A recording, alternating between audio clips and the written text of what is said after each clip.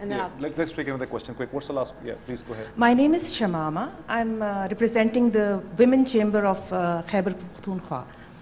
My question will be more focused about my own province, of course.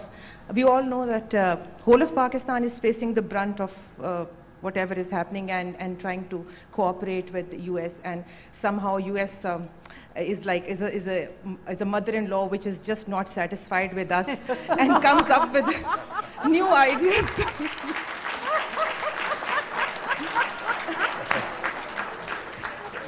So we are trying to please you, and every time you come and visit us, you have a new idea to to tell us you're not doing enough and you need to work harder and all. But yes, whole Pakistan, the economy has taken a nosedive, but especially Khyber Pakhtunkhwa has suffered a lot.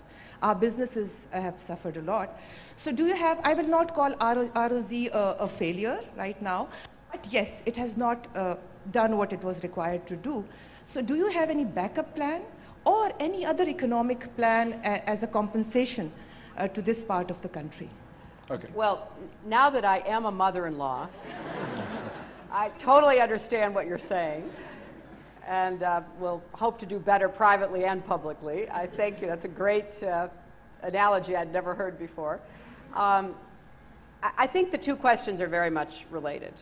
And yes, we agree that there has been and is a trust deficit. We talk about it with our counterparts. It is something we are trying to overcome. We think it goes both directions. We don't think it's just one or the other. We think that both of us have to work harder to understand more clearly the needs and the interests and the concerns of the other side. And I take that very seriously. And it goes to this question about the price that Pakistan has paid, which I know is a very high one, not only in lost lives, but in lost economic productivity. One of the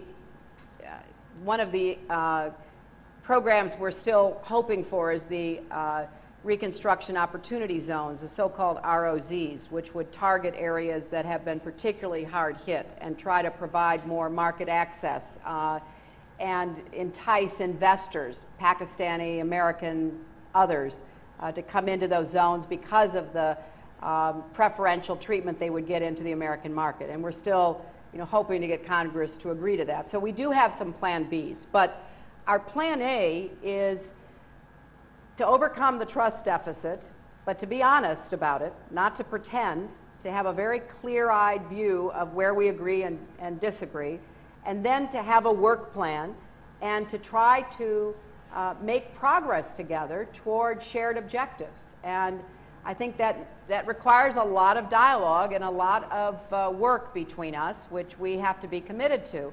And there is frustration on both sides, which I recognize. But I personally believe this relationship is critical, important to us both, and therefore we cannot give it up. And once a mother-in-law, always a mother-in-law, but perhaps mother-in-laws can learn new ways also. I don't know what the proper other side of the analogy is, but I think there has to be that kind of give and take. And we need your ideas, and we want to listen to you, and we respectfully request you listen to us. And therefore, we are going to stay the course and do everything we can to try to overcome the difficulties that we have faced together, because we both have too much at stake.